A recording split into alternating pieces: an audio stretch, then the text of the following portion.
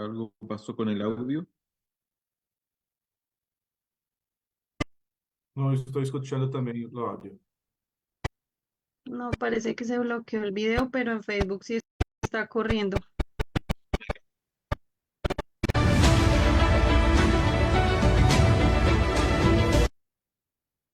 Muy buenas tardes, noches. Yo creo que ya noches en toda Latinoamérica, en este horario de invierno, algunos países que hemos cambiado la hora. Es un gusto verles. Habla Francisco Viguera de la Sociedad Bíblica de Chile. Ahí tengo, perdónenme, que saludar a mi hermana Daisy. Un gusto verla ahí, hermana, querida hermana linda. Bueno, como ustedes ya saben, somos la Sociedad Bíblicas Unidas, miembro de la Fraternidad Mundial de Sociedades Bíblicas Unidas, que estamos presentes en cada uno de los países en Latinoamérica.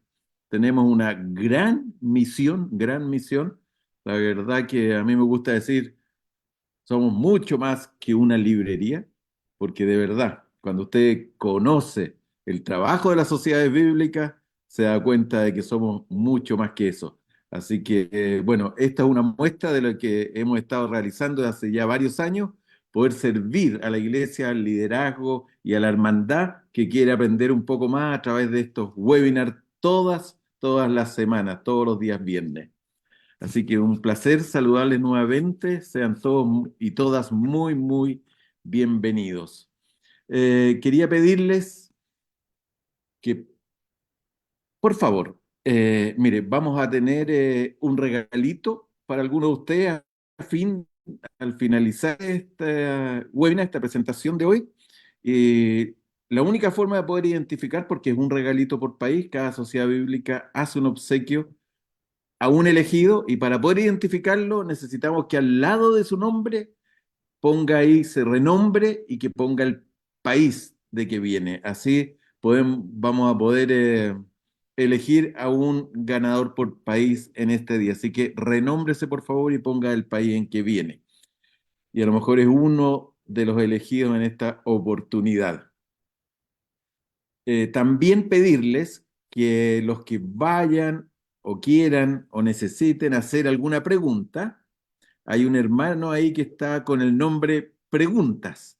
Así que durante toda la exposición, por favor, al chat de él, directo a él, eh, le hacen las preguntas para que después nuestro expositor de hoy, conferencista, pueda dar respuesta a sus preguntas. Y por último, bueno, iniciar como buenos hermanos cristianos creyentes en la fe con una oración. Nos ponemos ahí en actitud de oración a entregar este tiempo al Señor. Padre amado, Padre bueno, te damos tantas, tantas, tantas gracias, Señor, de habernos dado este día de vida, de haber podido vivir, estar viviendo, estar respirando, mi Dios. Te damos gracias, Señor, por este tiempo que permites que podamos apartar para la gloria y honra de tu nombre, Señor, primero que nada, para poder aprender un poco más, Señor, de ti, a través de tu palabra, a través de las enseñanzas, Señor. Pongo ante ti desde ya este hermano expositor, Señor, que viene, Señor, a poder entregarnos el conocimiento que tú has puesto en él, mi Dios. Padre bendito, bendice a cada una de las personas que están hoy día acá, las que han llegado, las que están por llegar, Señor. Eh, Acompáñanos, cuídanos de todo mal, protégenos, Señor, y que tengamos una hermosa noche, Padre. En tus manos, Señor, encomendamos este tiempo. En el nombre de Cristo Jesús. Amén. Y por último, quiero presentar a mi querido hermano, amigo, colega también, eh, José Roberto Nascimento. Ustedes ya por su apellido, ¿no es cierto?, nombre, pueden identificar de dónde viene. Es pastor, maestro en teología por la Pontificia Universidad Católica de Sao Paulo, docente de Nuevo Testamento y es editor de la Sociedad Bíblica de Brasil. O sea, muchos de los productos que ustedes hoy pueden ver, adquirir en sus sociedades bíblicas han pasado por la mano de José Roberto. Así que muchas gracias, José Roberto, por estar esta noche con nosotros y te dejo esta linda audiencia contigo. Buenas noches, Francisco. Buenas noches, hermanos y hermanas. É um gosto vê-los e poder, um grande privilégio, um prazer poder participar deste webinar e poder compartilhar a palavra de Deus com vocês, esta palavra que transforma vidas, que ha salvado e que tem cada dia mais alcançado muitas pessoas. E esta é um pouco da nossa missão como sociedades bíblicas, fazer com que a palavra de Deus possa chegar a muitas pessoas que ainda não a conhecem. Eu quero já pedir perdão pelo meu portunhol, que Deus nos abençoe, que isto não atrapalhe você compreender a palavra de Deus. Eu quero compartilhar minha pantalla, vou compartilhar minha pantalla com vocês.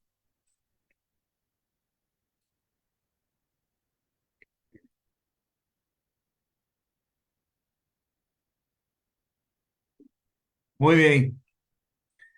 Este é o tema que eu quero compartilhar com os irmãos esta noite, os discursos querigmáticos em los hechos, e o enfoque nos discursos é a centralidade de Cristo em la predicação cristiana primitiva. Eu escolhi um versículo de Hechos, capítulo 2, versículo 36, que mostra, então, uma parte do primeiro discurso de Pedro no livro de Hechos. Sábala de todos os povos de Israel, que este Jesus, a quem crucificaram, Deus hecho Senhor e Cristo. Este é um versículo que está em primeiro discurso de Pedro, em livro de Hechos. Então, sobre esse tema, vamos discorrer, e eu espero que Deus nos ajude e nos dê graças para que possamos compreender sua palavra e que aquilo que o Espírito Santo quer nos ensinar nesta noite. Muito bem. A predicação é uma característica básica do cristianismo. Isto é muito importante. Não há, em outras religiões não há esta característica que é muito básica no cristianismo desde os seus primórdios, né? Desde os primeiros dias, a predicação é um instrumento de alcance missioneiro e de instruções aos novos convertidos. Então, proclamar o evangelho, ou querigma, que é o termo técnico do debate moderno, pode referir-se a duas coisas. Primeiro, como o ato de predicar a palavra, como lo entendió Bultmann, ou a mensagem, o contenido da mensagem, como lo entendeu Dodd. Então, e aí há os seus discípulos também. Então, quando ouvimos o querigma cristiano primitivo, temos essas duas perspectivas. Querigma como o ato de predicar, mas também querigma como o contenido da predicação. De hecho, os dois significados são possíveis do substantivo querigma, seja proclamação, seja predicação, ambos significados são possíveis desse substantivo. Em câmbio, o conceito qualitativo, essa discussão sobre querigma como o ato de predicar ou como contenido da pregação, como aparece na teologia em meio dos séculos XX, é um resultado de uma reflexão teológica que, em suma, está presente tão solo de maneira marginal no Novo Testamento. Então, temos essas duas perspectivas. Quando pensamos em querigma, pensamos, então, na possibilidade da interpretação como o ato de predicar, e pensamos também como o contenido daquilo que é predicado. As duas coisas é possível, temos que ter estas duas perspectivas. Muito bem, querigma, esse substantivo, querigma, tem sua raiz no verbo querisso, proclamar, que significa proclamar, anunciar, e que aparece 61 vezes em o Novo Testamento. Então, é um verbo muito importante em Novo Testamento, porque ele aparece 61 vezes. E quando estamos falando em Los Hechos, né, a importância do termo em la obra lucana, Então, aqui há também algo muito importante. Hechos hace parte da obra lucana. E isto se justifica porque em Hecho e na obra lucana aparece 17 vezes lo querigma, o lo queriço, que representa quase 28% de todas as vezes que aparece no Novo Testamento. Então, lo assunto querigma, lo assunto predicación, lo assunto contenido de la predicación es un tema muy importante en el Nuevo Testamento. Agora pensamos um pouco em Lucas e um câmbio significativo que tem acontecido nos estudos lucanos é o reconhecimento de Lucas como teólogo e não só como historiador do cristianismo.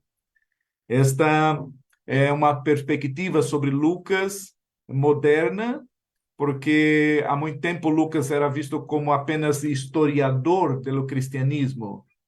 Pero tem sido significativo esse câmbio nos últimos estudos sobre Lucanos, de olhar para Lucas também, não só como um historiador do cristianismo, mas como um grande teólogo junto com Pablo e Juan.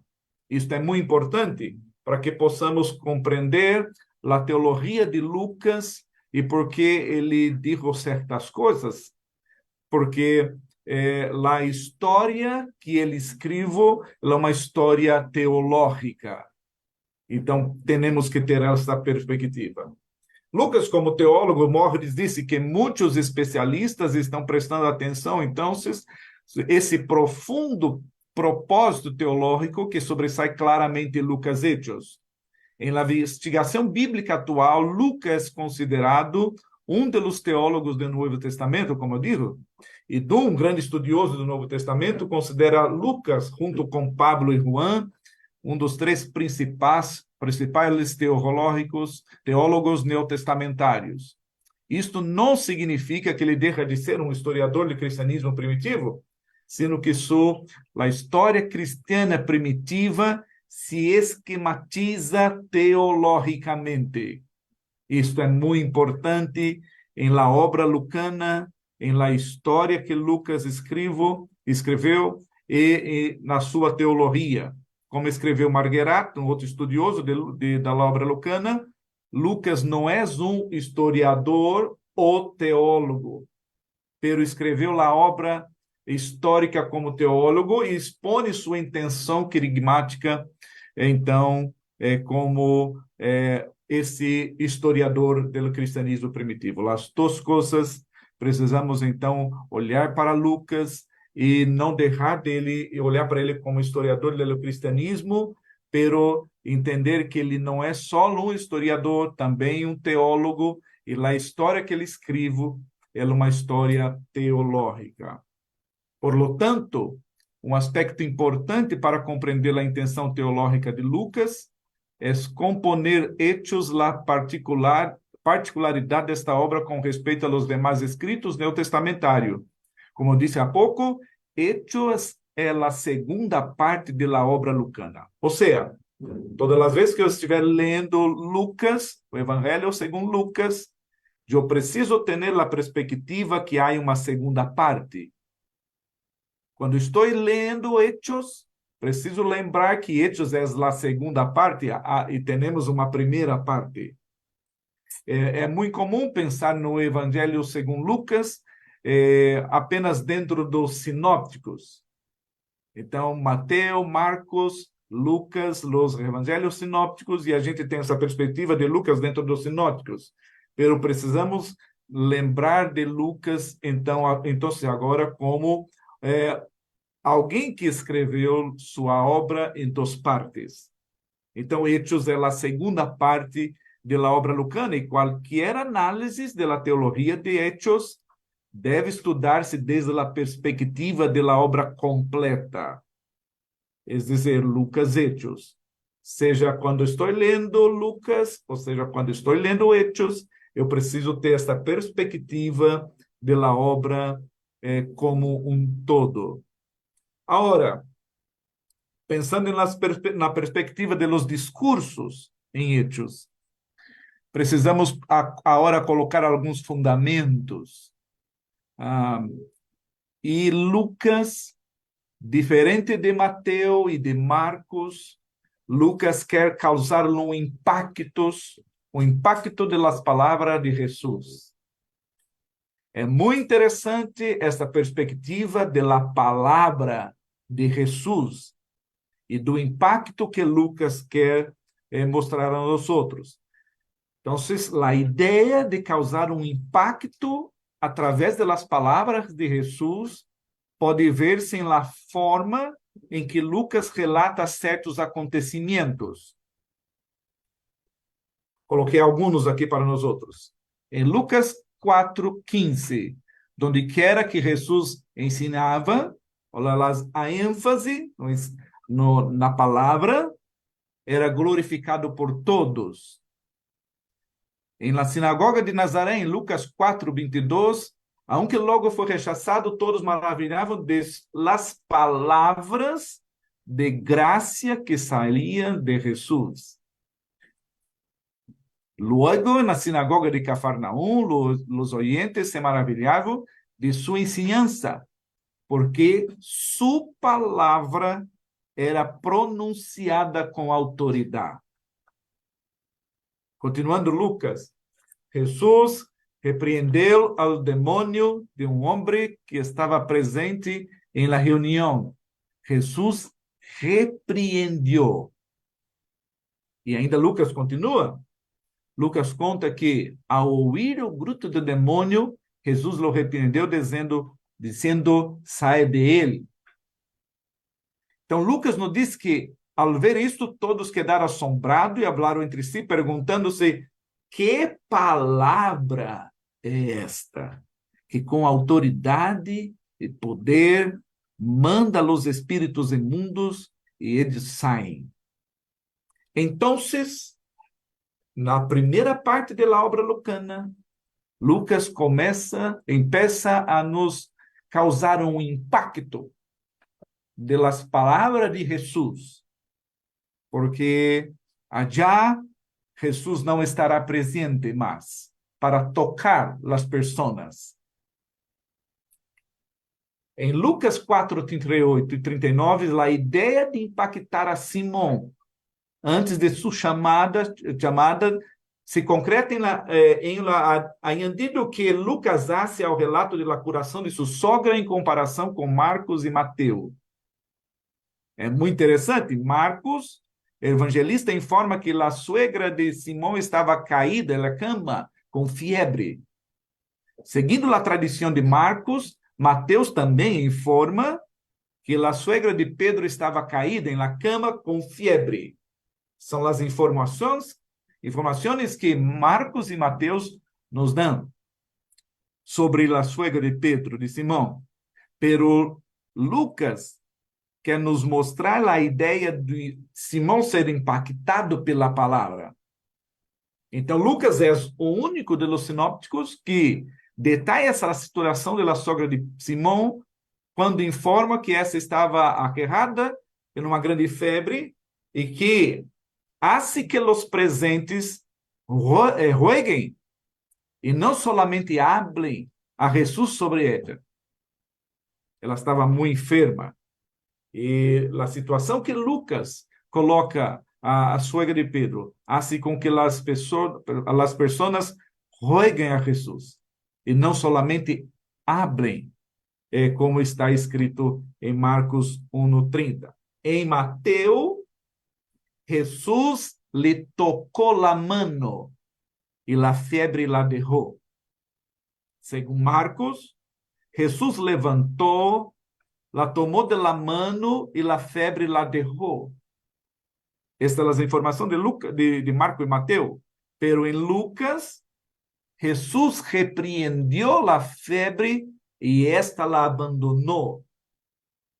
Então, Lucas quis demonstrar o poder e a autoridade da palavra de Jesus. Lucas começa o seu evangelho nesta perspectiva de a palavra de Jesus tem poder. E aqui nós já percebemos o querigma como o ato de predicar, a palavra. Mateus diz que tocou, Marcos diz que tomou pela mano, pelo Lucas enfatiza que Jesus repreendeu. Então, um pouco sobre os discursos querigmáticos em Hechos, que é a nossa proposta dessa noite, tendo esta perspectiva, então, de Lucas, em que a palavra tem poder, a palavra tem autoridade, e a ideia de causar um impacto pelo poder da palavra. Nessa perspectiva, agora Lucas está escrevendo a segunda parte da obra lucana, e os discursos são muito importantes em Hechos. Uma das particularidades, então, de Hechos são os discursos. Mas que qualquer escritor do Novo Testamento, Lucas hace um amplo uso deste gênero literário. F.F. Bruce divide os discursos de los Hechos em 4 grupos principais: missioneiros, ou os querigmáticos, deliberativos, apologéticos e exortativos. Então, vamos ficar apenas nessa primeira parte, os discursos missioneiros, que são os discursos querigmáticos. Então, mais que qualquer outro escritor do Novo Testamento, Lucas faz um amplo uso desse gênero literário para mostrar, então, o quão importante os discursos em no livro de Hechos. O livro de Hechos nos oferece vários discursos querigmáticos, também conhecidos como discursos missioneiros. Então, temos pelo menos 6 discursos dirigidos aos judeus, dos quais 5 são de Pedro e 1 de Pablo. E temos outros 2 discursos que são dirigidos aos gentiles, proclamado por Barnabé e Paulo em Listra, e um exclusivamente por Pablo em Atenas. Então, precisamos mirar esses discursos com a audiência específica de cada um deles. Será que todos os discursos eram iguais? Será que havia uma predicação, apenas um único querigma no Novo Testamento? Nós vamos ver que há há distinção entre eles, pero há uma centralidade. O primeiro discurso de Hechos, capítulo 12, o primeiro Pentecostés, o Pentecostés de los judíos. Então, Pedro levanta entre os irmãos para mostrar que o que estava acontecendo era um trabalhar do Espírito Santo. O Espírito Santo havia venido sobre os irmãos, pero nós não sabemos qual foi a primeira predicação de Pentecostés, de los judíos. Não sabemos de seu contenido, porque foi o Espírito Santo que predicou em la boca de los irmãos. E eles ouviram as maravilhas de Deus, pero não temos o contenido. A segunda predicação, então, é por Pedro. E Pedro está se dirigindo aos judeus. E como dirigindo aos judeus, então, Pedro mostra aos irmãos que Jesus era aquele que Deus havia prometido. E este versículo que eu pus agora é a centralidade do discurso de Pedro em Pentecostés. Hechos 2. Varones israelita, oídes estas palavras: Jesus Nazareno, varão aprovado por Deus entre vosotros, com maravilhas, prodígios e sinais que Deus hizo por vosotros por meio dele, como vosotros mesmos sabeis. Então, várias informações que nós temos em discurso de Pedro, em Hechos 2, a ênfase da predicação de Pedro, do seu sermão de Pentecoste, é cristológica. Jesus Nazareno, varão aprovado por Deus entre vosotros, com muitas maravilhas, vosotros mesmos sabeis. A centralidade da predicação de Pedro em Hechos 2 é Jesus. Hechos 3, quando Deus hace aquele milagro e as pessoas estão empaquetadas pelo milagro e olhando, mirando a Pedro e o Juan, Pedro então dijo que não era pelo poder deles, pero o Deus de Abraão, Isaac e Jacó, o Deus de nossos padres, ungiu a Jesus, a su hijo Jesus. E por la fé em su nombre, este homem que vosotros veis confirmado em su nombre, es la fé que es por ele ha dado que se está curado. Pedro, então, no seu segundo sermão, novamente, a centralidade da predicação de Pedro é Jesus. Há informações distintas entre o sermão de Hechos 2 e Hechos 3, pero há uma centralidade, Jesus. Hechos 4, aí também há muitas coisas distintas, pero será notório a todos vosotros e a todo o povo de Israel que em Jesus Cristo de Nazaré, a quem vosotros crucificaste e a quem Deus lhe ressuscitou de los muertos, por ele este homem está em vossa presença sano. Este Jesus é a pedra reprovada por los edificadores. Novamente, há distinção. São distintos. Não são semelhantes em todos os detalhes, pero há uma centralidade. Há uma centralidade. A centralidade é Jesus.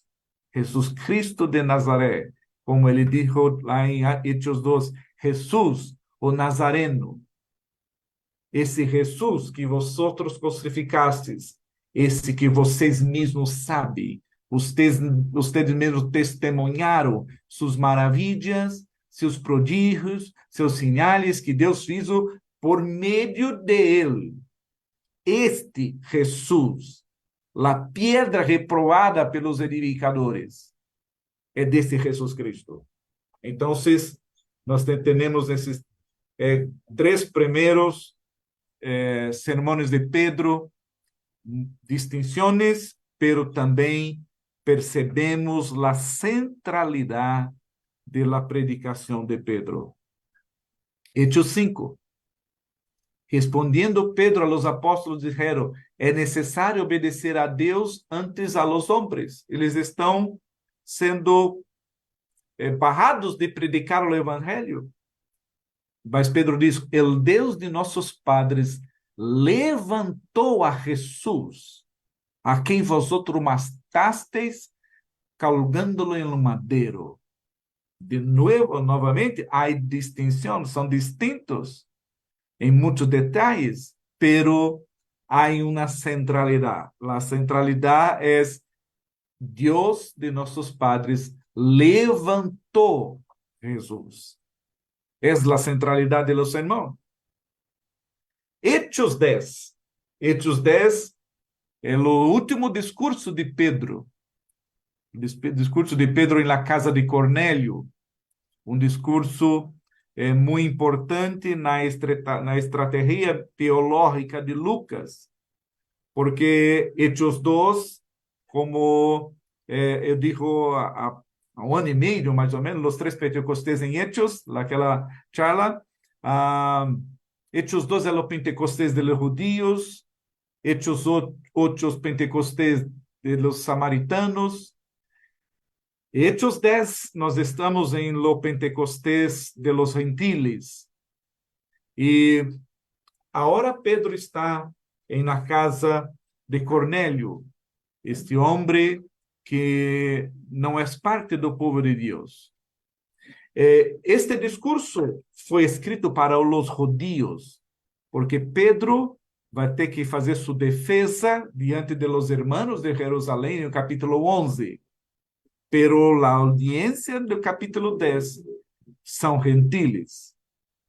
Pedro queda em capítulo 9 na casa de Simão sem nenhuma renda missioneira, e Deus então desperta o centurião Cornélio em sua casa. Então, é uma obra da soberana vontade de Deus. Pedro não tem essa renda missioneira. Ele não conhece Cornélio. Porém, pero Deus disse, você precisa ir lá.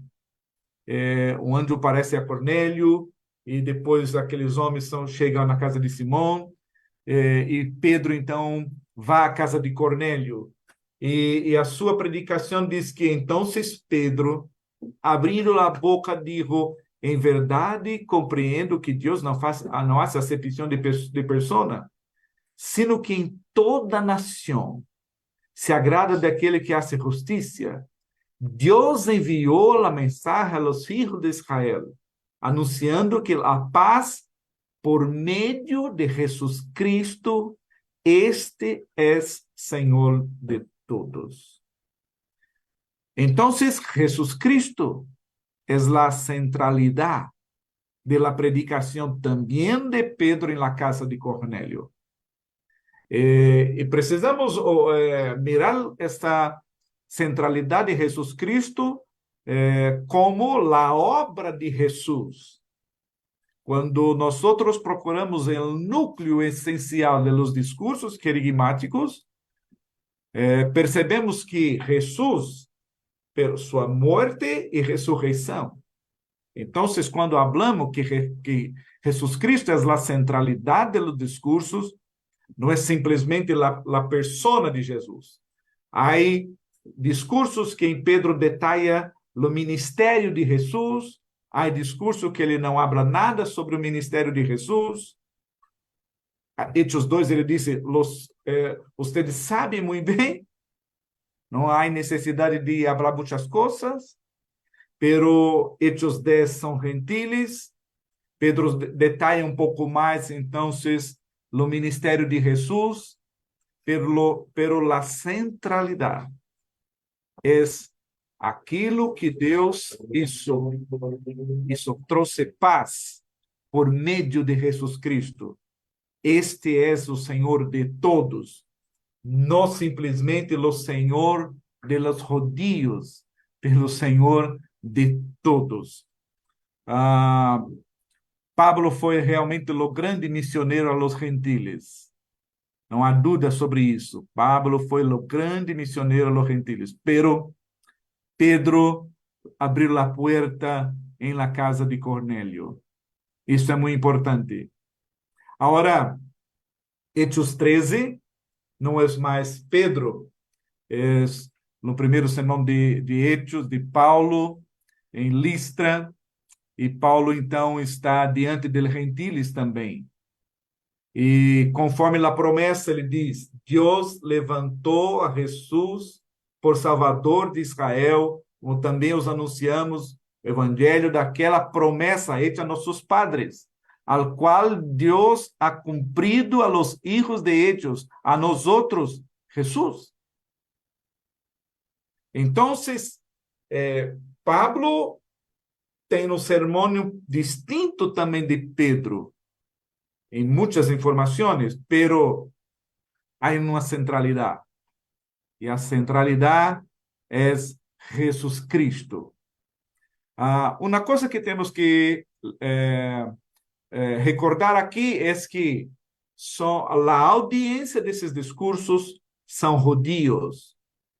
E como judíos, tanto Pedro como Pablo não têm que explicar muitas coisas, exceto Hechos 10, que estamos na casa de Cornélio, e temos as pessoas da casa de Cornélio, que são gentiles, e há irmãos que foram com Pedro também. Há uma audiência mista na casa de Cornélio. Pero o sermão de Pedro foi escrito para os judíos, porque Pedro, como eu digo, vai fazer sua defesa. Hermanos, isto não tem nada a ver comigo. Não foi eu, foi Deus. Eu só prediquei. Enquanto eu predicava, Deus deu a eles o mesmo Espírito que ha dado a nós outros no início. O que poderia ser eu? Se Deus quis assim. Então, a audiência são de judeus. E aqui há dois discursos de Pablo. Então, se agora um em Listra, no capítulo 14, e outro em Atenas, capítulo 17 de Hechos. E agora nós vemos uma distinção. A audiência não são de judeus, são gentiles. Pablo tem um conhecimento da cultura que Pedro não tem. Em capítulo 14, Pablo está dizendo, varões, porque hacem isto diante do milagre de Deus, pensaram em Pablo e Barnabé como deuses. E Pablo não. Varones, por que hacéis isto? Nós outros também somos obras semelhantes a vosotros. Agora nós anunciamos de que estas vanidades convertais a Deus vivo. Então, se não aparece o nome de Jesus, pero diz, você precisa se converter, então, ao Deus vivo, que hizo o céu e a terra, o mar, e a todo lo que ellos hay. E depois de anunciar o evangelho. Então, a palavra de Jesus, os ensinos de Jesus, a ensinança de Jesus, está nesta frase, anunciar o evangelho. A preocupação de Pablo em mostrar aqui em sua predicação em Listra, entre no monoteísmo de Israel, o único Deus, e aqui a idolatria. Vocês precisam deixar esta vanidade e se converter ao Deus vivo, que hizo o céu e a terra e o mar. Então, Pablo lembrou que há um Deus, criador de los céus e da terra, pero depois anunciou o evangelho. Hechos 17, Pablo está em Atenas, e naquela predicação no Areópago, pero ele conhece a cultura, como são religiosos, e ele vai dizer àquelas pessoas, pero Deus, havendo passado por muito tempo esta ignorância, agora manda todos os homens em todos os lugares que se arrependam, e que há estabelecido um dia em a qual juzgará o mundo com justiça por meio daquele varão a quem designou. Pedro está construindo, desenvolvendo sua predicação, e agora ele ainda não habla o nome de Jesus, pero Deus há de fazer justiça, Deus há de juzgar o mundo com justiça por meio daquele varão a quem designou. Então, são os discursos querigmáticos em Hechos. Hasta aqui, pensemos, então, agora a importância de los discursos em la obra lucana, fazendo um recordo. Lucas quer nos causar um impacto pelo poder da palavra de Deus, a palavra predicada, porque Jesus não está mais presente fisicamente. Os escritos neotestamentários foi escrito por a segunda geração, para pessoas que não conheceram Jesus personalmente no seu ministério. Então, se agora Jesus não está com nós, e agora? Mas há o poder da palavra de Deus. Jesus não precisa estar presente para tocar a mão, porque Lucas já desenvolveu desde o seu evangelho. Então, essa teologia da predicação, do poder da palavra, a palavra de Deus tem poder, palavra com autoridade, palavra que deixa o povo maravilhado. Então, em Hechos, a ênfase de Lucas é a predicação. Algo muito importante, então, em cristianismo, não só no cristianismo primitivo. Então, esses são os discursos. E o que podemos aprender com eles, né? Porque há muitas lições que podemos aprender com os discursos, pero eu queria ressaltar apenas dois. Primeiro, a importância da predicação. Eu digo no início que querigma podemos pensar em duas perspectivas. A perspectiva do ato de predicar é possível e o conteúdo da predicação. Então, aqui precisamos lembrar do ato de predicar. A predicação é uma característica do cristianismo desde seus primórdios. E precisamos olhar para Hechos e olhar para a igreja hoje e qual é a importância que hemos dado à predicação em la liturgia da igreja. Às vezes, hablamos que a predicação é muito importante. Hablamos que a predicação tem lugar muito importante na liturgia. Pero, às vezes, o discurso e a prática são distintas. Às vezes, em la liturgia, 2 horas, queda 10 minutos a predicação.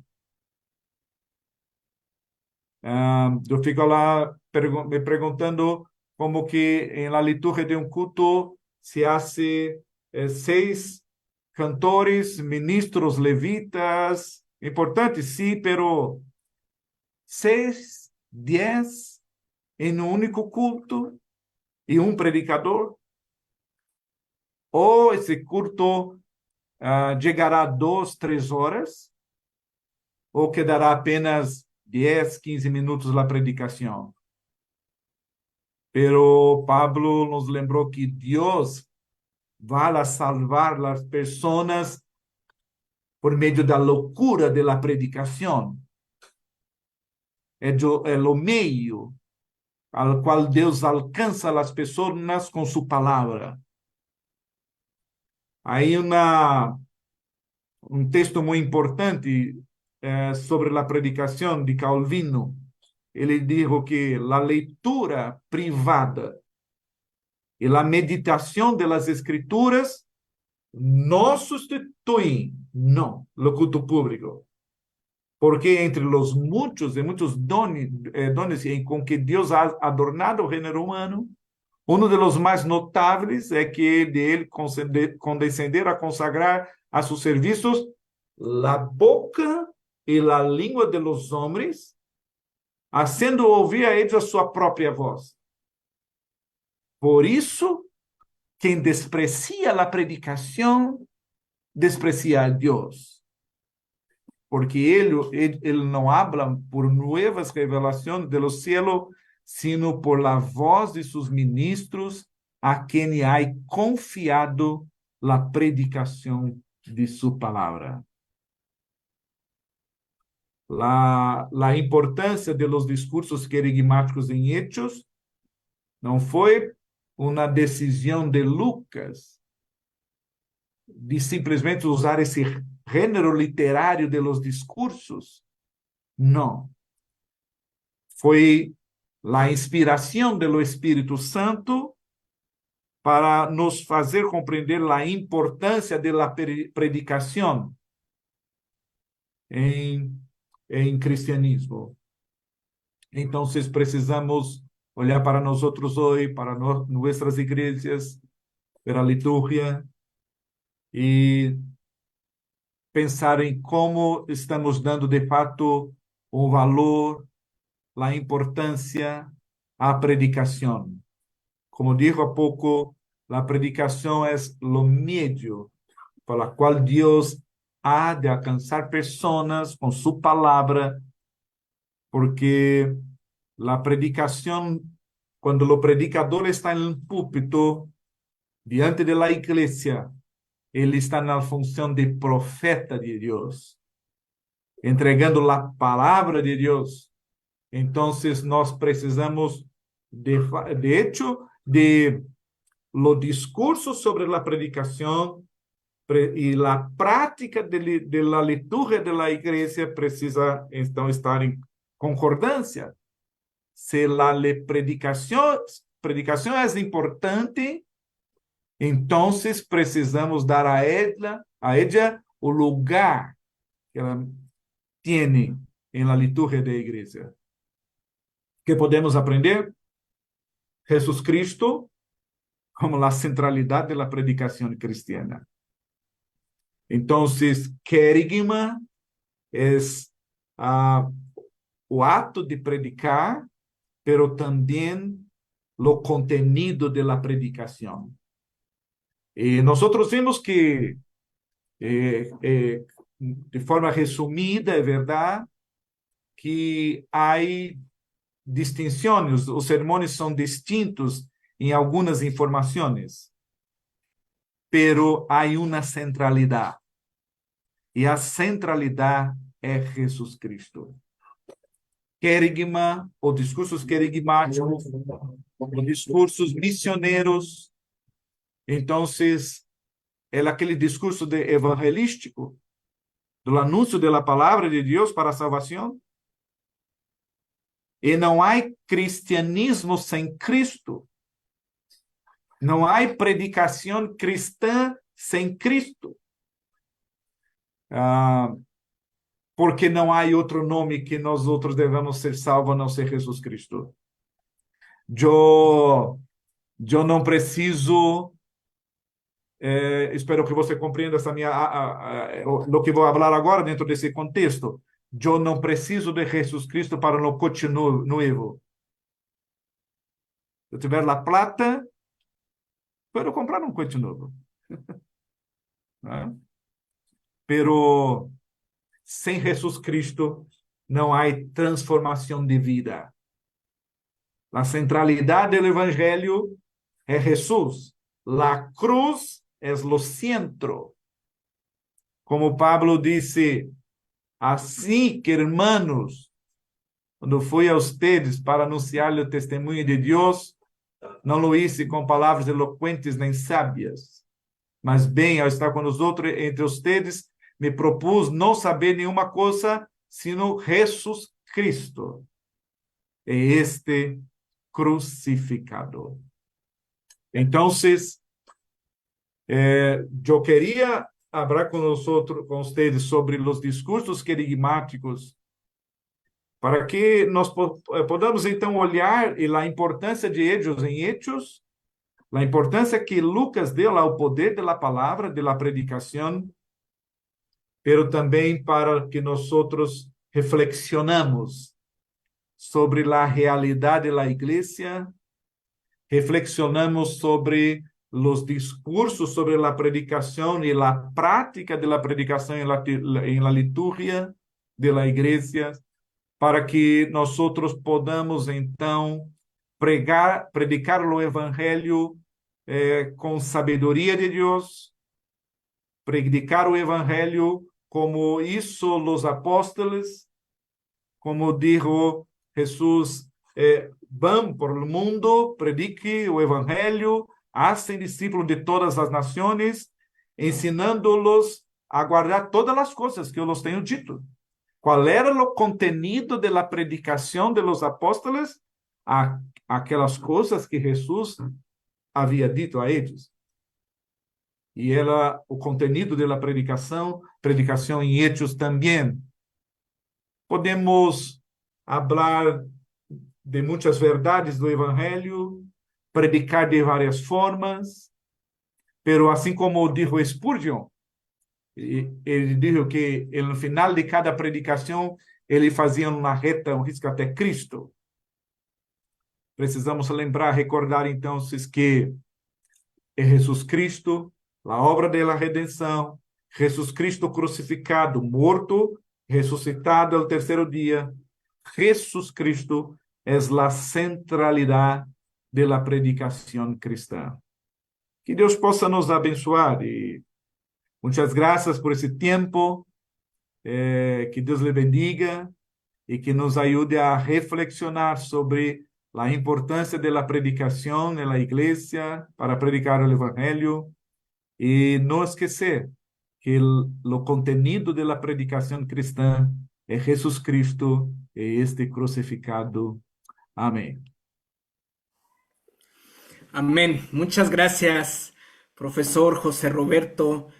Qué importancia de este panorama que llama a colocar y a no perder de vista el papel, la posición, la relevancia de la predicación en la vida cristiana, ¿no? Y desde luego el no dejar nunca, como bien cerraba usted, de tener presente este llamado a predicar a Cristo y a este crucificado como el gran argumento de nuestra predicación. Debo decirle que muchas de las preguntas que están ingresando en estos momentos, llegaron muchas de repente, tienen que ver con esto, ¿no? Comentarios de los hermanos que nos comparten experiencias de cómo van percibiendo, cómo cada vez más se va perdiendo los tiempos de la predicación dentro de las liturgias de las diferentes iglesias y la gravedad del tema.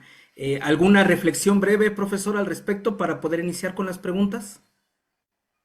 Sí, eso es un tema muy importante. Sí. Ha percebido que, de fato, de hecho, los tiempos de la predicación han cambiado mucho. Y precisamos olhar para las escrituras y resgatar la importancia de la predicación, ¿eh? Porque no hay sustituto para la predicación. Dios habla con nosotros por medio de su palabra y la predicación es lo medio que Dios habla con nosotros. Entonces precisamos reflexionar un poco sobre esto. Es correcto. Gracias, profesor.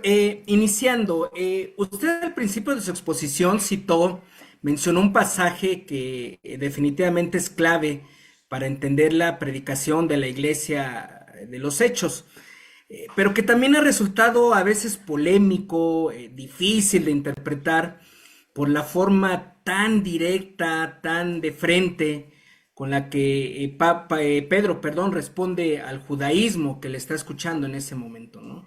Leyéndolo en Reina Valera contemporánea, Pedro les dice: sépanlo bien todo el pueblo de Israel, que a este Jesús a quienes ustedes crucificaron, ¿no?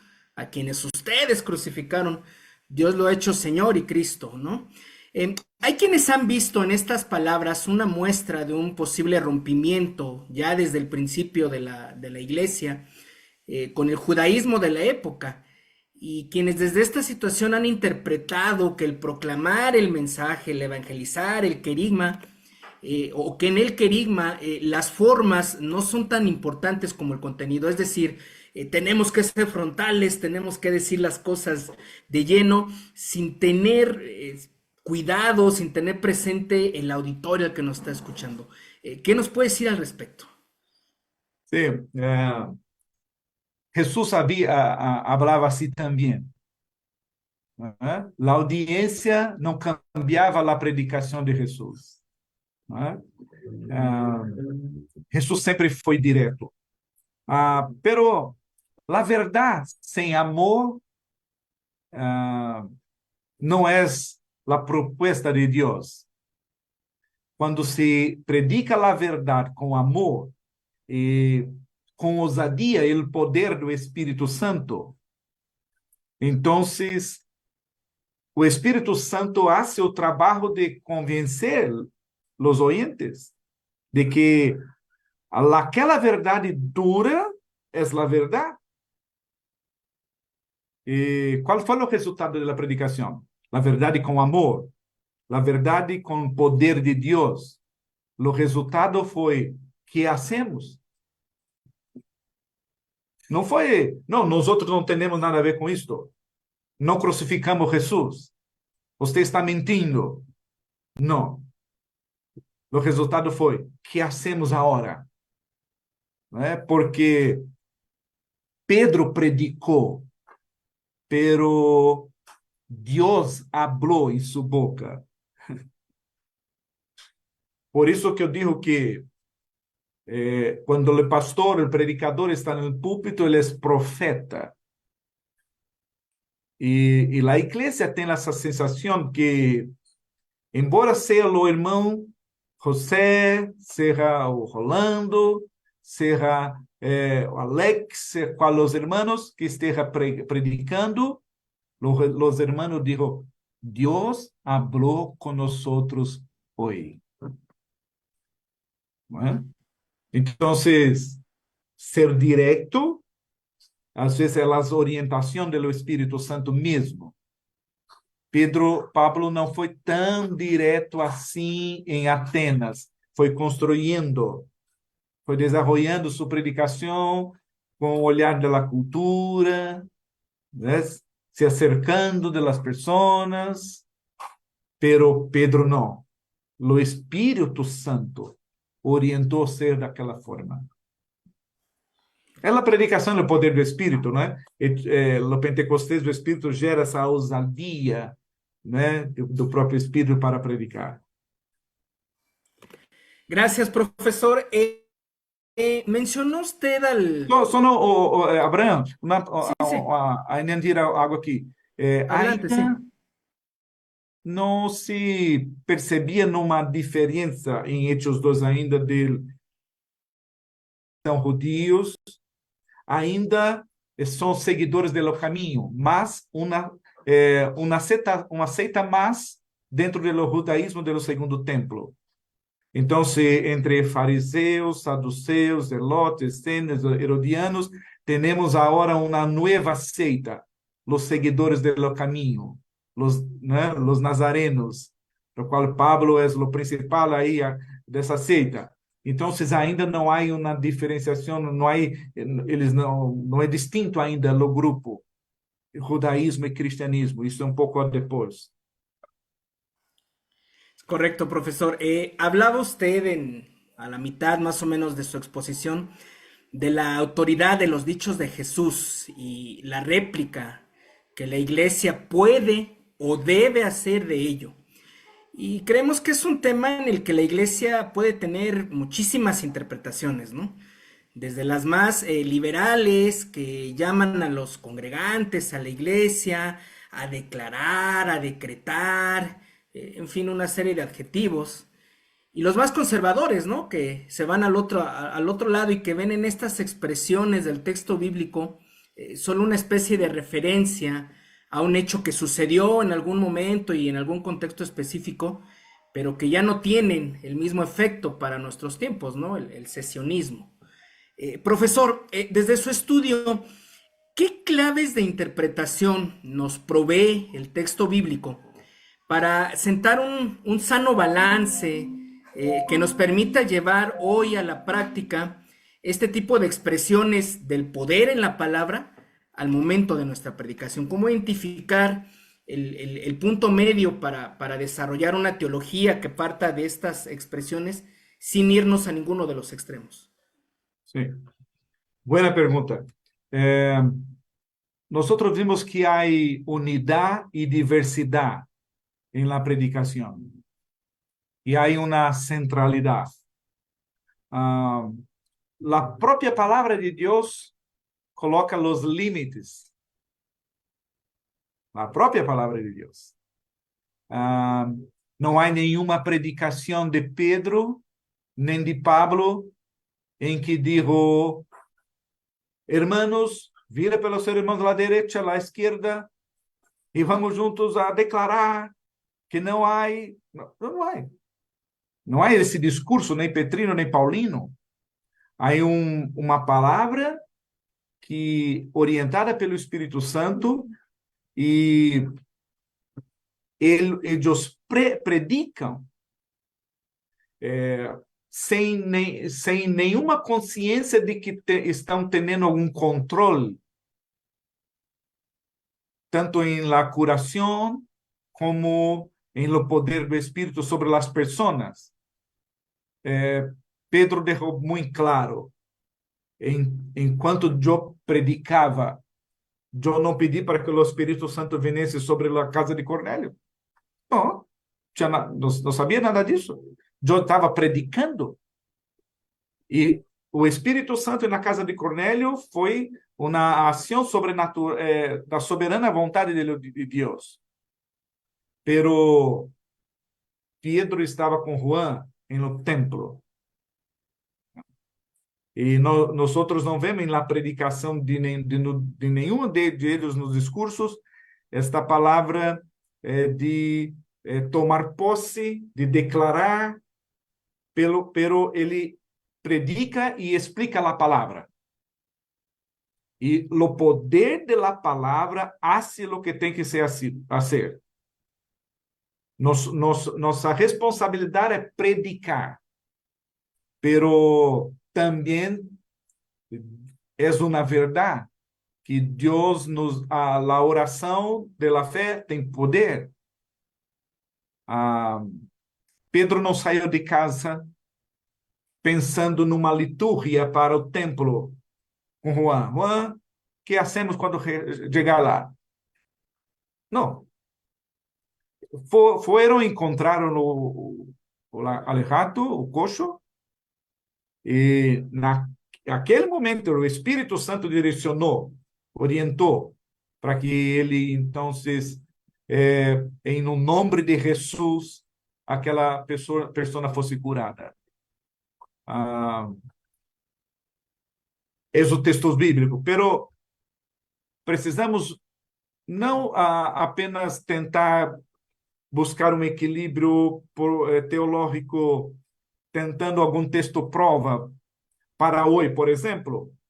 A discussão, como você disse, sobre cessacionismo ou não.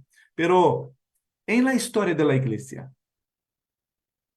o Espírito Santo que estuve com os profetas no Antigo Testamento, que estuve com os discípulos no Novo Testamento, está presente na igreja hoje, na história da igreja. Alguém disse que estamos escrevendo Hechos 29. E nesse grande capítulo de Hechos 29, desde a igreja primitiva, o que Deus ha hecho? O Espírito Santo é presente na igreja e Deus continua sendo maravilhas. Deus continua salvando pessoas pelo poder da predicação. Deus continua agindo por meio da oração. Pero lo mais importante é que todo isso pertence a Deus. Eu ouvi de um pastor que ele disse: eu oro por algumas pessoas e Deus cura, são curadas. Eu oro por outras, não são curadas. Eu oro por outras e elas morrem. Então, é a vontade de Deus. O que eu não posso fazer é não predicar, não orar, porque eu posso orar para a curação das pessoas, pero tendo consciência de que Deus é que vai fazer ou não. Então, esse equilíbrio, penso eu que será o efeito da predicação, o efeito da oração pertence a Deus. E nossa responsabilidade é de orar, como dijo Samuel: não vou pecar contra Deus deixando de orar por vocês. Vamos predicar a palavra e os efeitos da predicação O quanto Deus vai salvar, o que Deus vai fazer, pertenece a Ele. Listo, profesor, muchísimas gracias. Desafortunadamente nos ha ganado ya el tiempo, pero definitivamente nos queda un panorama bastante amplio que apunta a una realidad que creo, con esto, si me permite, yo me quiero quedar. La importancia de no perder el mensaje cristocéntrico independientemente del contexto, independientemente de las circunstancias y no perder de vista que no predicamos a una iglesia, predicamos precisamente al Cristo glorificado. Muchísimas gracias, profesor. Desde la confraternidad de las diferentes sociedades bíblicas le abrazamos, oramos por su ministerio y definitivamente esperamos más adelante volver a contar con usted. Que el Señor le bendiga, muchas gracias. Y dejo el espacio con mi compañera Angie Suárez de Colombia para los anuncios finales. Adelante, Angie. Muchas gracias, Abraham. Muchísimas gracias, profesor José Roberto. Estuvo excelente esa clase, como siempre. Nos alegra muchísimo y agradecemos todo el equipo de la Sociedad Graças. Bíblicas Unidas que trabaja para poder hacer realidad este webinar. Gracias a ustedes que se conectan cada viernes porque pues por ustedes es que lo seguimos haciendo. Seguimos invitando excelentes profesores para que todos juntos sigamos creciendo en la palabra del Señor. La próxima semana tenemos un webinar también el viernes a a la misma hora, iba a decir a las 7, pero eso es aquí en Colombia. Entonces, a la misma hora los esperamos en nuestro webinar. Vamos a estar hablando sobre Jesús, Pablo y Aristóteles, un diálogo sobre ética.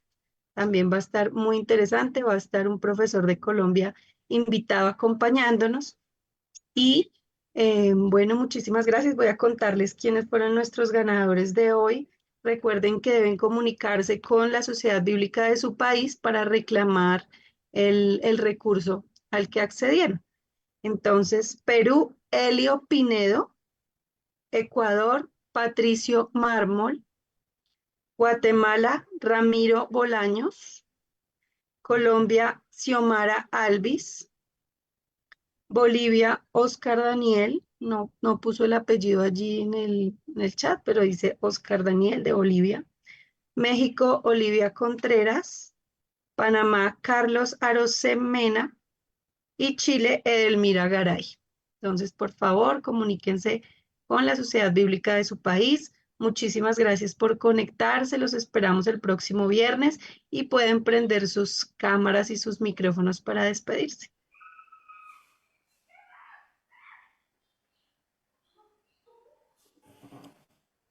Gracias a todos, que el Señor les bendiga. Muchas gracias, hermanos, hermanas. Dios les Bendiciones. bendiga. Muchas gracias. Muchas bendiciones, muchas gracias. Dios les bendiga. Un abrazo. el material, gracias. Gracias. Un abrazo. Dios Gracias, bendiga. Colombia. Gracias. Gracias. Un abrazo. Gracias, bendiciones. Desde Perú. Dios bendiga. Gracias.